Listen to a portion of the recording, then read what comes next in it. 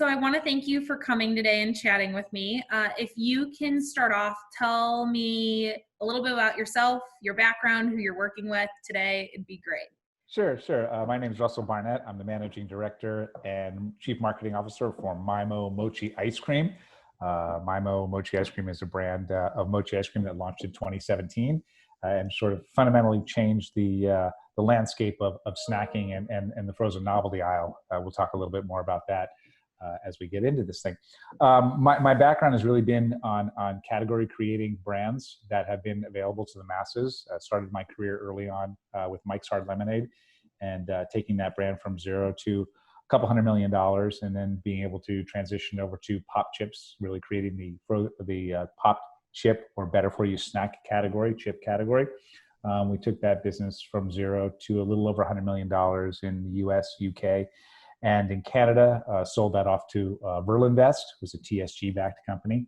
Then I was able to join another TSG group called Gardein, and Gardein was really that first company to bring plant-based proteins center a plate. Before that, it had been sort of dogs and burgers and things, and so our whole vision there was really, making great tasting food that happened to be plant-based. And we took that business from a zero, or actually, sorry, I joined it at about $30 million and left it at about 90. It was sold to the Pinnacle Foods. And then did a quick stint to Kavita, really preparing them for the rebrand and allowing them for the purchase from Pepsi, their purchase by PepsiCo. So quick background on my sort of history of fun. So you've been in the industry for a long time. Yes, I've been in the industry for quite a while. That's amazing. And to go back to what you're currently doing with MyMo, can you tell me a little bit about the company, kind of your vision? You mentioned that you guys look at yourself as a novelty snack, so would love to know a little bit more about that. Yeah, we lovingly say we're a 5-year-old startup with a 100-year history. And what had happened was, we bought a business that was a 4th generation Japanese baking and confection company that actually invented mochi ice cream here in Los Angeles in the early 90s. So mochi ice cream is uniquely American. It's a blend of cultures. And unfortunately, the matriarch of the family, Frances Hashimoto, passed away in 2012, and the family decided to get out of the business and sell it.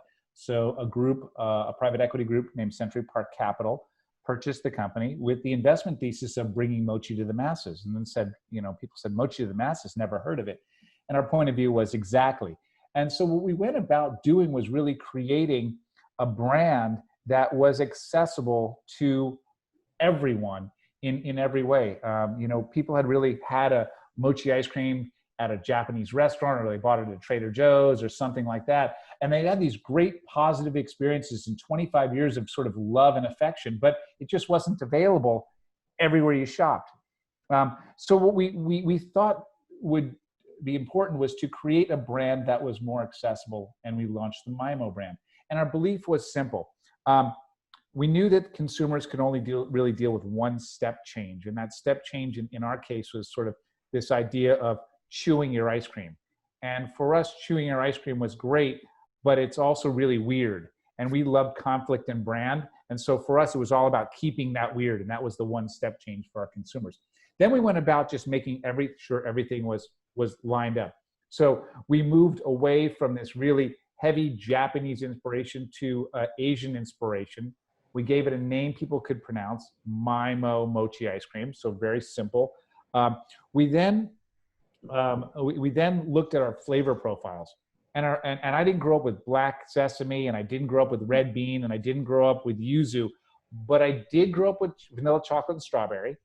And if I have to get exotic, I can get to mango, and I can get to green tea. So those became our high watermark.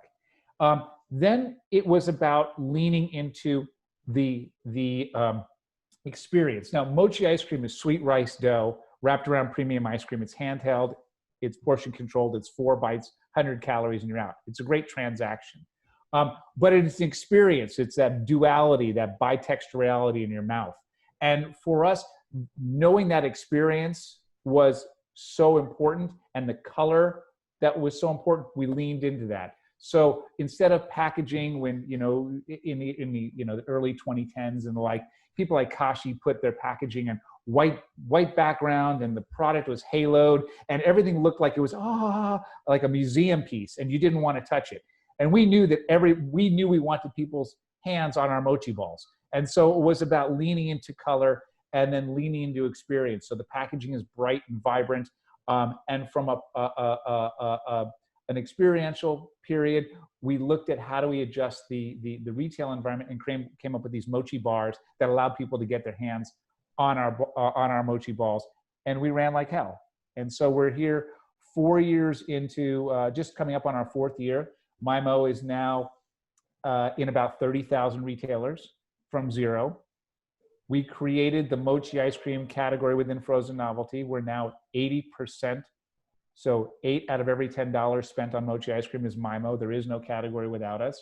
And for us, it was really important to understand that how we sat within the snacking culture. And we can spend a little more time on snacking. But really for us, that was the holy grail in this. Awesome. Can you actually touch on the snacking portion at this point? Like, why would you consider yourself more of a snacking company than a traditional novelty ice cream? I'm going to eat this for dessert, or I'm going to have this after a lunch as something like that. Well, I'll tell you, we didn't anoint ourselves a snack. It's how our consumers can eat us. And remember, with dough and ice cream, you're chewing your ice cream. The moment you have to chew your ice cream, you become a snackable piece. We also understand that our consumers are millennial and Gen Z. So we lovingly say the Gen Zennial consumers. And these consumers snack more than any other generations in history, 4+ times a day. They don't eat, they snack. And for us, we knew that leaning into the snacking culture and looking at how people were consuming us from 10 in the morning till 2 in the morning and everything in between was what they were doing. They were getting their 4 bites, 100 calories, and they were out and they were full, feeling really good about it.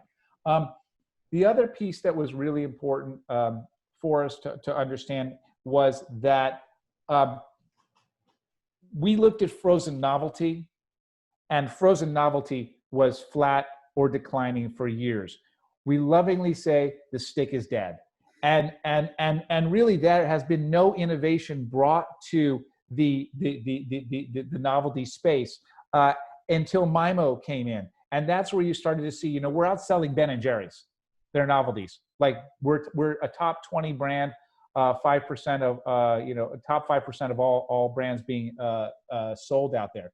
So it's been pretty amazing to sort of watch what's happened. The other piece that we've noticed is that as we've been talking about being a snack that happens to be frozen, and the only reason why one wouldn't pick us up was proximity to a freezer, surprisingly enough, more and more of our legacy ice cream and ice cream novelty companies have now transitioned to anointing themselves as snacking items within the novelty space. Well, that's wonderful. That's a corporate anointment, but it's not true because they haven't changed that form. They're still on a stick. They're still on a cone. The consumer still sees them as a treat, and they haven't moved in that direction. On the other side, we know that we've made some headway because we are also seeing those legacy companies start to go back to smaller, more portion controlled items. The challenge is that they're still leaning on the sort of old, weighty thoughtfulness that goes with this. So you start to see lots of cookie doughs and lots of heavy things that you have to think twice about. Where with MyMo Mochi Ice Cream, it's dough, it's ice cream, it's 4 bites and you're out. And before your head even catches your elbow, and we can spend a lot of time talking about that, you're done. And that's been the magic of MyMo. That's awesome. So with that being said, as you have carved out what I would call a new category in frozen, and when you're thinking of frozen desserts and novelties, how has COVID impacted the business so far? I know that that's usually everyone's question. I know we're kind of past the 60-day mark where we're way into this at this point. We're like at the 6-month mark with potentially another, wave coming through. So far, how's that impacted the business? Well, I would tell you that, in a lot of ways, it's been very good. So, we are an omni-channel company. We sell in the frozen novelty section. And we also have our MyMo Mochi Bars, which are in the grab-and-go section of retailers. And historically, those mochi bars have been loose mochi balls that you could go grab 1, 2, 3 at a time and be on your way. Great sampling mechanism. As you know, with COVID, the grab-and-go section, salad section, all of the fresh in the stores has been shut down. With our business, we've always tried to stay a year or two ahead of it, meaning from either from a losing my train of thought, capacity perspective or an innovation perspective. You know, we've always tried to stay ahead.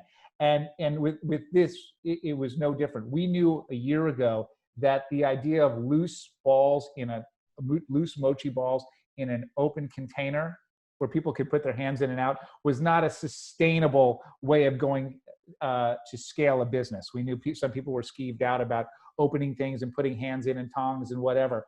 So we started a year ago really working on a single serve packaging innovation, which created a cup that held a single MyMo Mochi ice cream ball with a full FDA label compliant with all the allergens, etc., on it.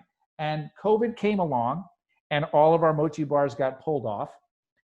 Literally a month after that, our innovation was ready for market. And so we were able to start shipping those single serves back to our retail partners and bringing those mochi bars back online, which has been really wonderful.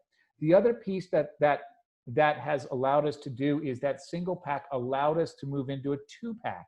And that 2-pack is really a great entree into the convenience store channel, which we hadn't been able to play in before. And so we got our first sort of stakeholder anchor tenant for MyMo being 7-Eleven. So 7-Eleven took MyMo Mochi Ice Cream in about 12 weeks ago or so, and already MyMo has become one of the top 30 frozen novelty brands in the convenience channel with virtually little to no ACV. That's awesome. So would you say that moving from kind of your refrigerated single serve to this packaging has been your biggest challenge today? I think it's been a challenge for sure. You know, anytime there's an innovation and anytime you're put in front of, you know, a challenging situation like COVID, where you really have limitations or accessibility issues, you know, it's certainly been a challenge for us. But we're really happy where we've netted out from a packaging perspective. From a marketing perspective, clearly it's changed our world.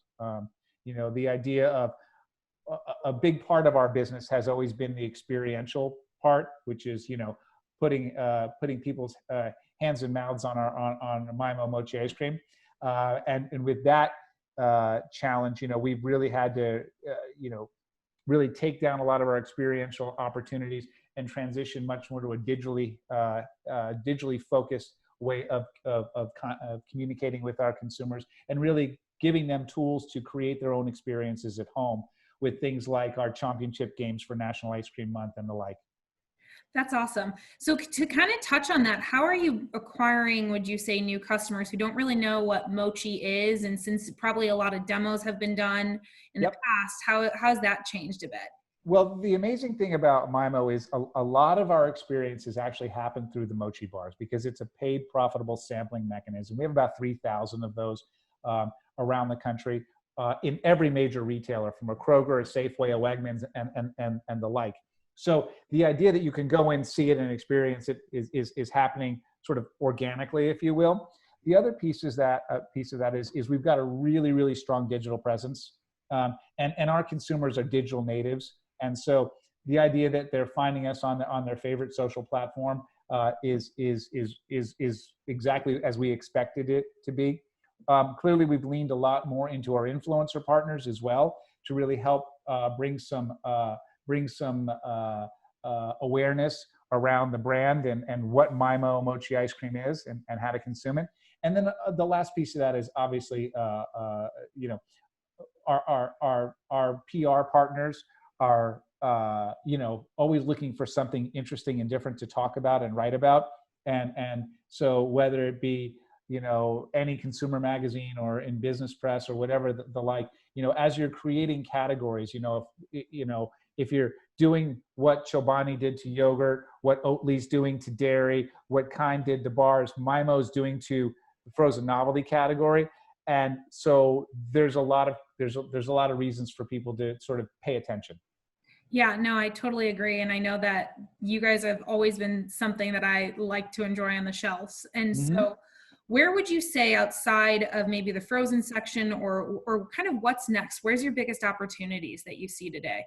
Well, for us, we've always been kind of a little bit ahead of things. So in 2018, we launched a non-dairy and vegan line, which we knew we would be early for. And that has just started to take hold in national retail. So we're excited about our non-dairy and vegan. We innovated with a triple layer. So that was a flavored mochi dough on the outside with ice cream on the inside, and then the center core. So think about our s'more flavor, which which gets a bunch of write-ups in trend reports and the like. And then we see that anything that we have permission to go play in any part of the store, which allows us to lean into the bitextural aspect of our business. So as long as it's got sweet rice dough, mochi dough, that allows that pillowiness to contrast with something else, whether it be frozen, refrigerated, shelf stable, snackable, you name it, we've got a lot of permission to go there. And our innovation bench is pretty full. Absolutely. So I'm going to kind of switch this up a little bit and say, you and I have worked together for a little bit now. Would love to understand why Spins, why choosing to work with us out of anyone else out there that can kind of help you continue your growth trajectory. Yeah, I think you guys provide sort of a great breadth of data for us across a variety of the channels.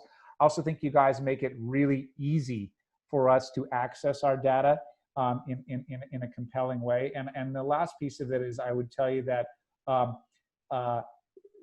we're in the people business, and our corporate culture is all about the people and people first. And when we look at our partners in any partnership that we do, we really take stock about in the people that we work with. And ultimately, you guys have just been great folks, nice people to work with, and take any challenges that we may have off the table. So that goes a long way for us. So kind of not reiterating, but I guess taking a look, what would you like to see from Spins in the future? So we talk about your future. What would you like to see from us? How can we continue to help you guys? Well, I think for us, the data piece of it will continue to evolve.